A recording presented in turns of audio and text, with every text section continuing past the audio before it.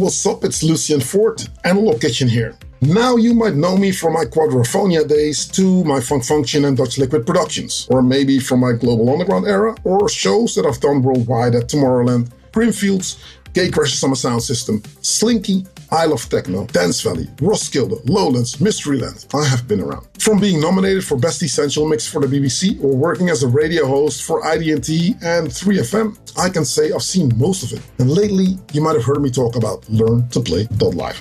And don't get me wrong, I loved what I've seen and what I'm still seeing out there on dance floors, in clubs and at festivals. One thing though hasn't changed much. If you want to learn this skill, all the information is still fragmented and you'll mostly end up with more questions than answers. Now here's where Learn to Play Live changes the game. Right now, you've got 3 routes in music, okay? 1, you can either be a performer, get on stage, sing, play an instrument, or DJ, but it might take years before you are ready, or get acknowledged. 2, you can be a producer, hide in the studio, again, one piece of the puzzle. Or 3, if the other ones don't work out, you can mix and master, you'll be behind the scenes, but you're always at the end of the chain. People's budgets are gone, and you end up trying to enhance an already mostly finished product. How most people are falling in love with their demo, so you end up having creative discussions on what people might hear in their head. And you're not Harry Potter. All of these 3 routes will take longer, and you'll get only 1/3 of the whole deal. And why would you settle for that? Here is where we flip it. At Learn to Play Live, we do it all, but we do it faster. In 32 weeks, you'll perform, produce, master your sound, no waiting. You'll be up on stage, releasing on vinyl with minimal gear. We know the deal. People nowadays won't sit through a 30-second reel. They'll replay a 14-second reel 4 times though. So we get it. Attention spans are short. And that's why we cut out wasted time. Just trust the process. Don't worry, we've got you. Learn to Play Live. Go out there and make some noise.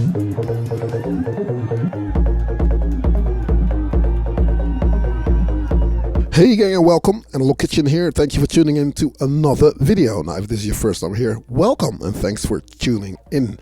Don't hesitate to click subscribe and hit that notification bell so you keep updated whenever I upload a new video. This is me playing live at Thuishaven. It's my favorite place to play, and I brought a lot of gear this time again. Dawless sets are really blowing up, and I really enjoy the fact that a lot of people are really booking me for them as well.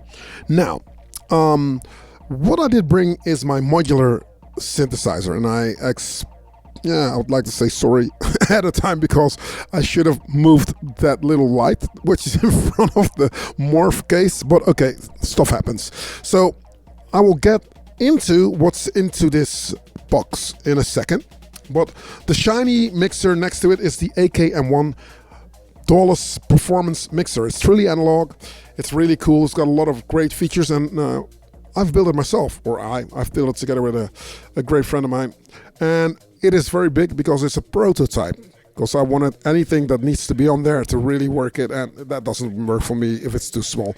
We are in the process of making a smaller, more carry friendly mixer. That is all in the future. Stay tuned for that. Keep watching this channel. Now, what else have I got? I've got the TB03. I've got the 1010 black box. Next to it, there's an Acid Box 3 by Erica Synth, which is a filter. And next to that is a MIDI fighter. And that MIDI fighter is connected to the 1010 black box so I can launch samples, right? Now, as you may or may not know, Learn to Play Live is sponsoring this video. Thank you for that. And it's the one and only Hardware Synth performance course. We are enrolling for September, the class of 26-1. It is, I believe. So do check that out. Now, this is a rave set of, old school sounds that I really enjoy playing.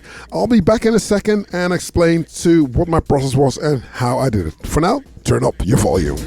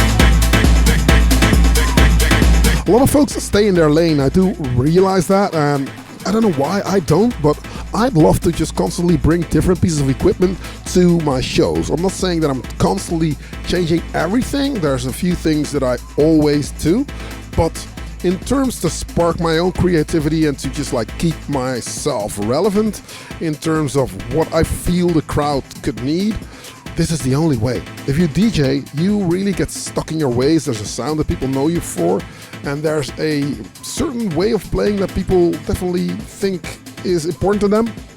So I do adore this way of performing. Not only is it always different, you get to force yourself to think out of the box. Pun intended, if you're doing the Dawless route. Okay, that's for as far as it goes with the bad humor. Then again though, having said that, I've got this Nano module here. Nano Modular made this 808 module, and I'm actually using the snare drum as a drum roll. Now, the fun part is, it is running right now. It is already playing, but because the filter is all the way down, you don't hear it. So I'm using it as a volume control, so that snare is always there. You can see it. And what I do on the mixer is that once I engage that snare roll, I take out the kick drum. The kick drum is on the first fader on the mixer. Later on in this video, you'll get a different bird's eye view, but that's how it is. So out of the modular is a kick drum that you hear. That is by the Battering Ram, which is a module made by Shackmat. Really cool module. There's a little switch on it, so when it's green, it means it sounds amazing and it sounds cool and the neighbors will like you. When you flip that switch and the button turns red, it means you're picking a fight. All of a sudden that Rotterdam old school GABA kick drum sound is into the equation. Now what I do on the mixer is I'll use the pre-fader listening, and then I'll just take out the kick like you can see me do right here. And then if I play a different sample over the top, this rave sample that you hear now, I'll probably tune my kick drum to play a different tune. So now I can hear it in my headphone. So I'm looking for the pitch right here. And as soon as I think I'm almost there, or I got it, see me tweaking it, the length and also the attack. So now I've got a different kick. Now I can engage that kick. And now we're in a different tune. So that's how I'm using it. Now, I don't know if you guys ever heard about the TB-03 being a little bit off. I tried to tune it, and in this set, it didn't really work out. I don't know why. It started drifting all the time, so maybe it's just me. But then again, back on the bass drum, that's what I'm using. And if you ask yourself, how many drums am I using? On that Nano Octa module, is what it's called, the Nano Systems Octa. Really, really cool module. It has a kick drum, 808 emulation, a snare drum, a closed and an open head. So there's 4 sounds coming out of that module. Absolutely amazing. I'm not using the kick drum because I'm just not. And in the case, I've got like the battering ram for the kick, then that octa module for these drums. So you can hear the 808 here that I can tweak in terms of, you know, make it brighter, make it a little bit more dull. And the heads are also, you know, coming out of there. And then there's the Erica Synth Perkins voice that I also use. There's a DFAM that you can see on the top level in the case that I can use for different transition or TB-303 style craziness. There's a lot of stuff that I'm not using, but it just depends on where I feel that the vibe should be going. Now the breakbeats are coming out of the 1010 black box, as is the rave sound. Now why am I doing that? I mean, it might be blasphemous, and is it not Ableton in a box? Yes, in a way it is, but I firmly believe that if you're doing a hybrid between a DJ set and a live set, that's why I think my sets are working, there needs to be something recognizable for the crowd to latch onto. I mean, it's cool to just stand there and just like be avant-gardistic and all over the place, but if you are doing this as a profession, as a means of making money, there needs to be something that is recognizable. I hate to say the word commercial, but in the end, let me say accessible. You know, so the next time you will see an Animal Kitchen set, you will hear this. And if I'm not too sure of myself, or the crowd is not a really blissed out crowd, in this instance, I'm closing off the main stage. So there's like 1,500 people standing in front of me, all expecting me to play commercial house music. So, and since I'm somebody that didn't want to do it, but I have to close up after Marco V, would you believe? I have to keep it a little bit accessible, so I will play rave sounds over the top. Now, you can see me tweak the TB-03 here. Fighting with it is more like it. But yeah, I think that's in a nutshell what is happening here. Now, everything that I explained to you, take a moment to look at what's happening, right? So there's a breakdown, so I'll come back in a second.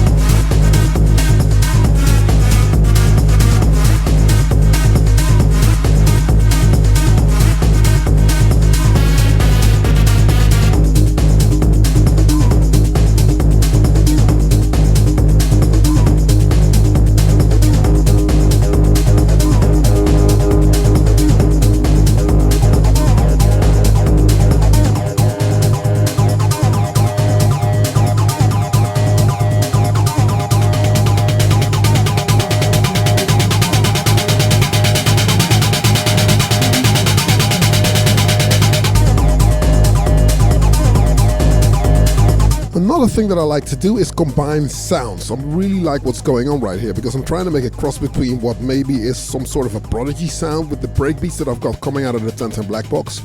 I've got some acid lines going and I've got a progressive bass line. So that with the rave sound, it might look or sound like these things don't gel together, but when you're doing this live set, and I said it before on videos, I think that these sounds and genres overlap a lot. Now, if I was to take out the acid and just the bass line with this beat is what people will call progressive house.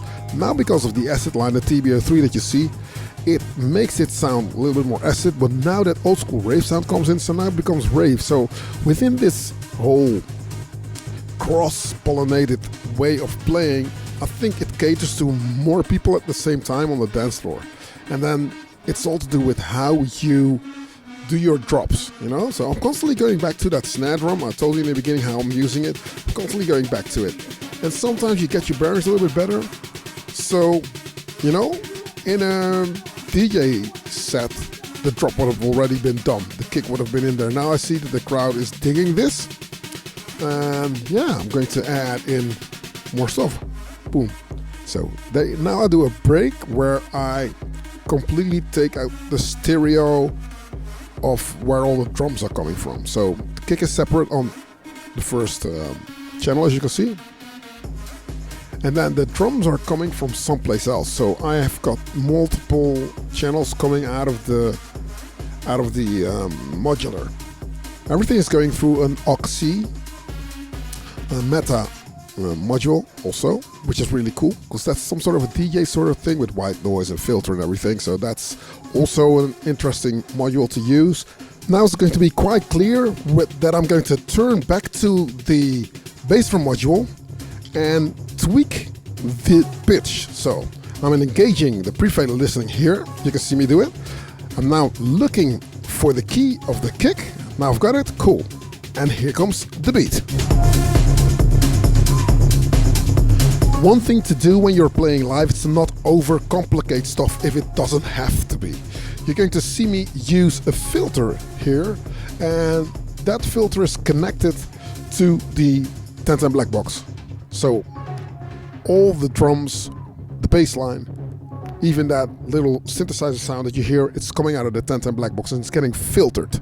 Now I love some old school stuff over my sound, and there once was an old Eastern Bloc synthesizer called the Polyvox. Now Erica Synth have looked at the circuitry for the filter and they've redone that filter and they call it the Acid Box 3. And they were so kind to send me that filter and I'm using it ever since. So instead of me page diving into the 1010 Black Box to figure out where the sweet spot is on that filter, I just got this one dedicated filter and I can decide what stuff I need to send through it. I love my filters. And speaking of filters, if you look at my modular synthesizer in the top rack, the top left corner's got these 3 black modules and they're also by Erica Synth. So there is the black VCF with a coupler in the middle. So the left module, most left module is the low pass filter. In the middle there's a coupler and the right filter is the high pass filter, and then it's connected, so it's really cool. And below that, next to the DFAM, you can see an old school filter. It's called the Borg filter because it's a cross between a Buchla and a Korg filter. That's why they call it the Borg filter. That module, I will never get rid of it because it's really, really cool. So I love my filters because different filters do different things and there are different sweet spots. It takes a while to get into that. Again, fighting with the TB03. I don't know what's happening. So it was just weird. I mean, when you do these live sets, a lot of stuff goes well, but also a lot of stuff goes wrong. Not that the crowd notices it, and you have to come to terms with the fact that the crowd is not really hearing it, but it can be nerve-wracking if you think like, oh, I need to get this thing pitched well. And it's weird because I think it's a quirk within the ACB technology of Roland, because another set that I did at Thuishaven a few months ago, I didn't have that problem. I don't know, maybe it's something off. I just need to figure out what it is. Anyone know what it is? Let me know in the comment section. Maybe I'm just hearing crazy stuff. Anyway, so I'm now transitioning into a different track, and I'm using the TB03 to do so. because I need to have certain elements that you will hear. I'll keep my drums rolling. That's one thing that I've been doing since day one, ever since I started. I don't like long breaks. Breaks kill the vibe most of the time.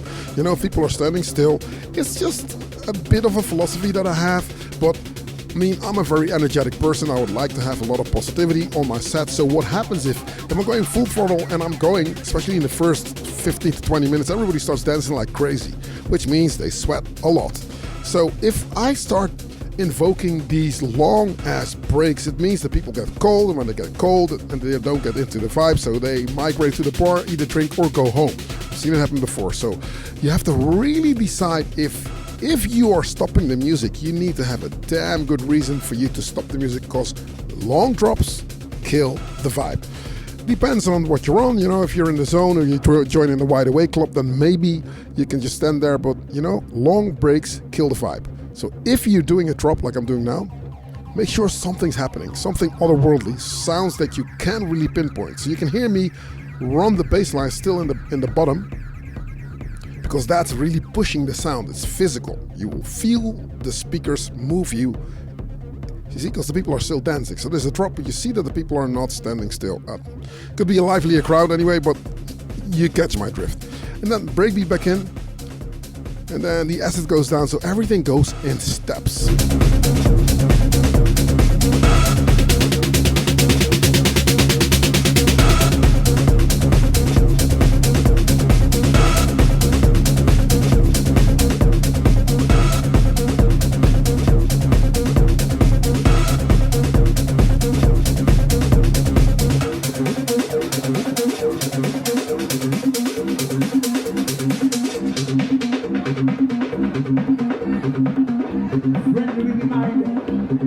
He's just not a DJ set. And I know you just being involved.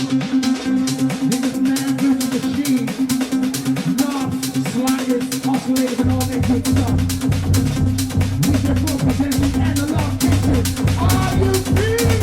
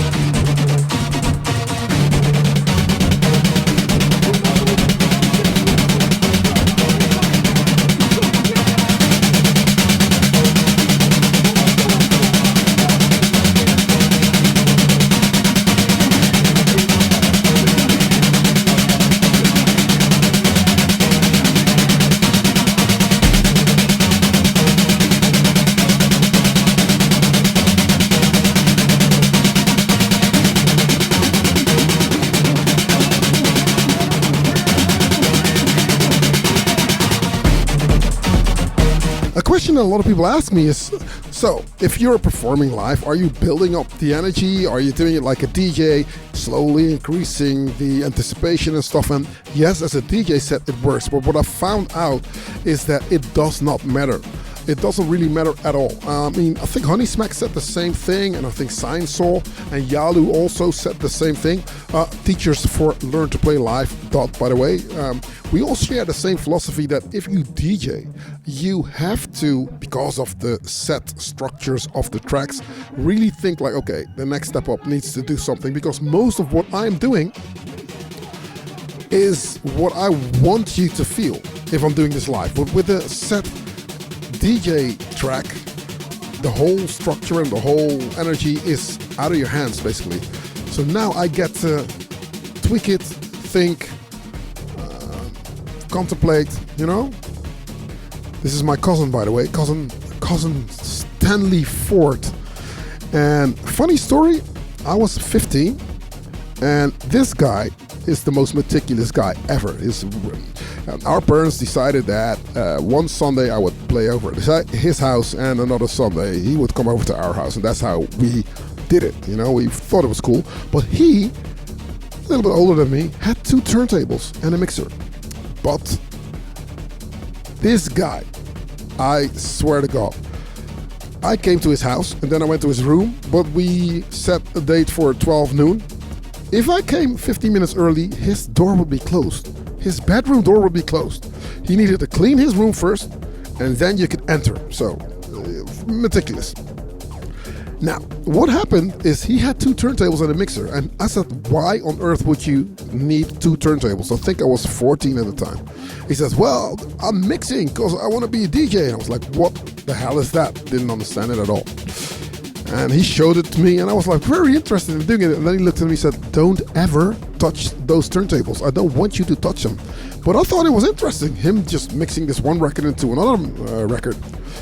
So, and he kept it up for a few Sundays. I couldn't touch the turntables at all. So then I got smart. So I went downstairs and asked my aunt for something to drink, and gave him something to drink, took it upstairs, gave him something to drink, gave him something to drink. So this guy now needs to go to the toilet.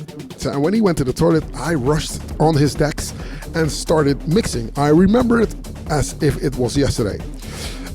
It was a Michael Jackson record, and he went to the bathroom and he says, don't touch it! But when he came back, I already figured out how to beat match those 2 records. And now he's like, wait a minute. And since he saw that I got it, he's then taught me how to mix records. So it's funny for me to just do this set of him being the MC here with the microphone. Yeah, so Stanley, if you're watching this, thanks ever so much, man. All those years ago. I mean, yeah, we're older now. I don't think we're any wiser. We're still in music, crazy people. But he's MCing, and he's done LA style. I did Quadrophonia, so we both have history with rave tracks as well. But that's a funny story I would like to share with you guys. And then for me to play this live stuff, because since then, I mean, I've DJ'd a lot, but now obviously I'm really into this vibe here. Shameless soft plug, please do look at this mixer. Doesn't it look sexy? I'm so happy with it. So as I said in the beginning, we're going to make it a smaller, more hands-on mixer, but this is the prototype. I needed the prototype to be this big because I needed everything on there. And me with my big sausage fingers, big knobs, you know what I mean? Does it work? There's a lot of features on there. There's 3 auxiliary stereo sends and returns.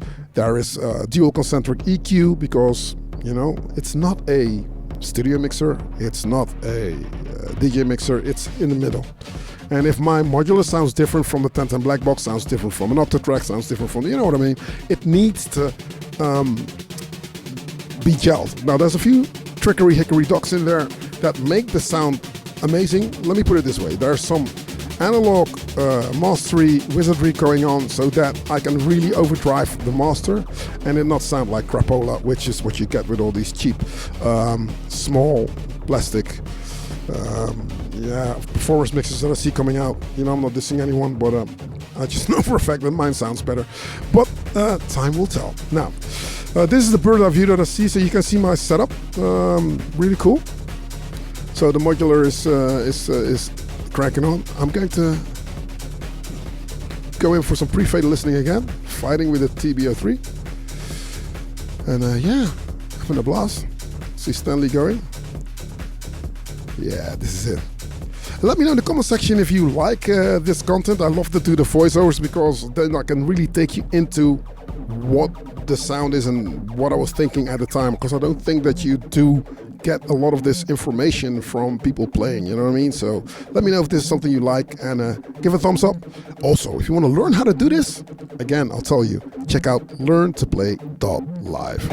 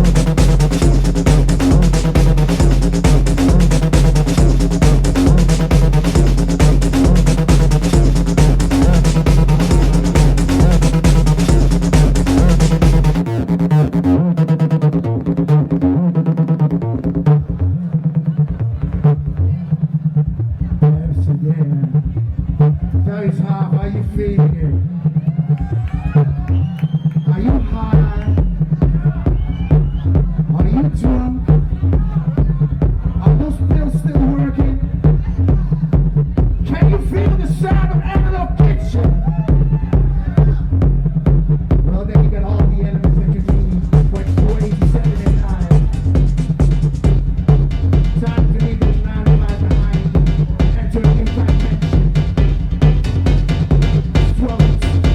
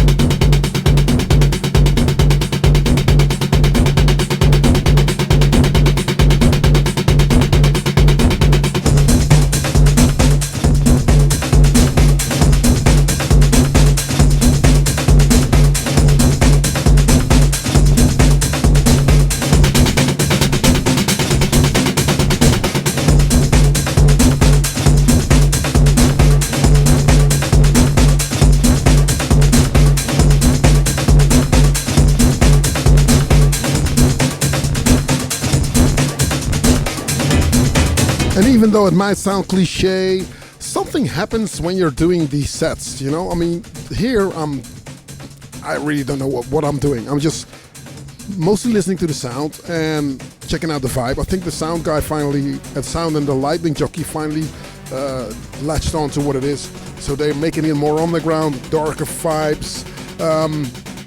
Because, yeah, of course I said that there's no sort of like building up the energy as a DJ would like plan it. I just basically gauge what the atmosphere in the room is, and I'm trying to just like build that accordingly. Now what is happening is that it becomes a joint effort. The crowd gives me energy, I'll try to give something back to the crowd. And I know it sounds like a cliche, the global dance floor, yada yada yada, but it is that thing. And being lucky enough that I can say that I've been there from day one in this dance music industry, I think a lot has changed.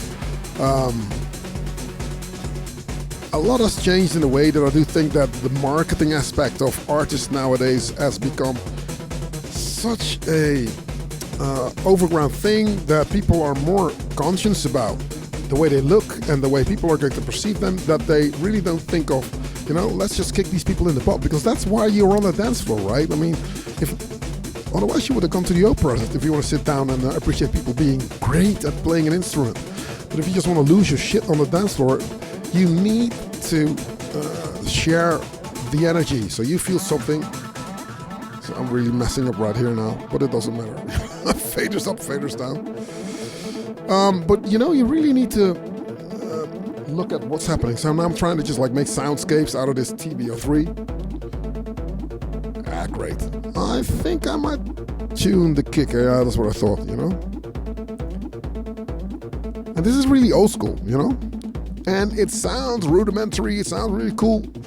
I can tell something really, you know, intelligent, but in the end of the day, we just didn't have any more gear back in the day. So that's why it sounds as primitive as it does. But mind you, any sound engineer will tell you, the less ingredients or sounds you have, the louder it's going to sound on the sound system. Now you can see that there are some serious Function 1 speakers hanging there, so I don't have to tell you how this sounds in the room. You know what I mean? This being the last slot of the day, there's a lot of people joining the Wide Awake Club on the dance floor as well. So I have to make sure that the energy is high, not overdrive them because they have been standing there for a while already. For a lot of people, their magic is fading away. So you have to really be interactive and try and layer the sounds, give it to them in a way that people will eat it up. And I think that works. And you got more of a success story with feeding people elements that they don't expect, rather than doing something that is very obvious. So that's why I really love this this live aspect. But I think you got that by now.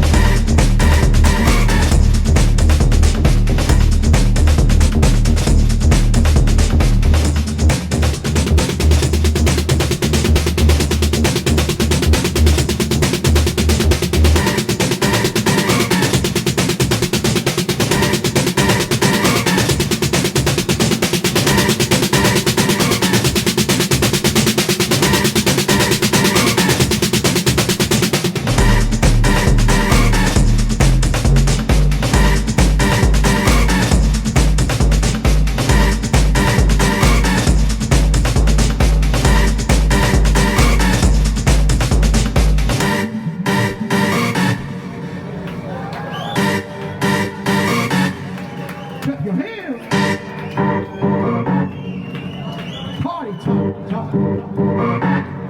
Clap your hands.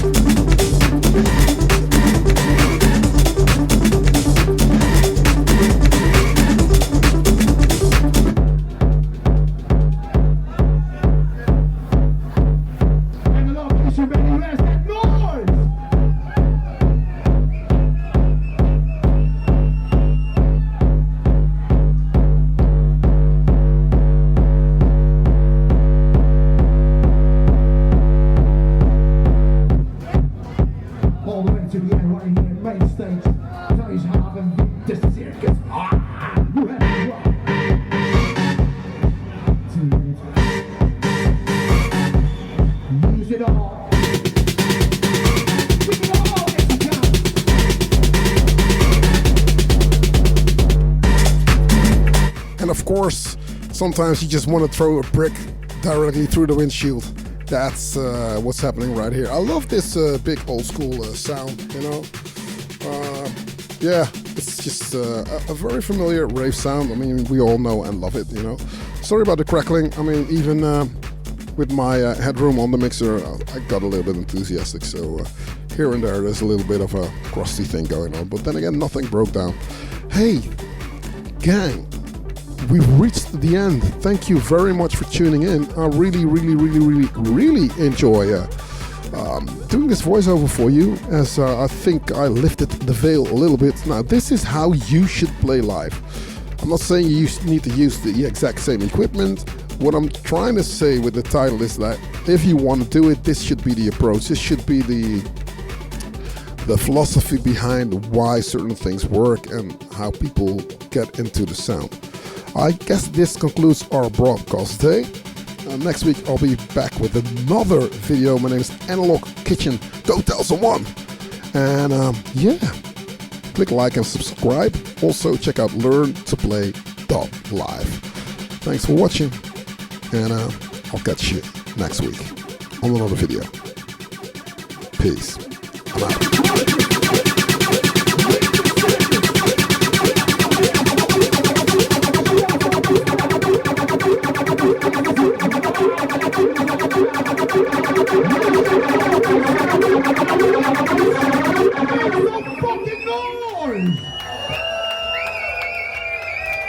Holy shit.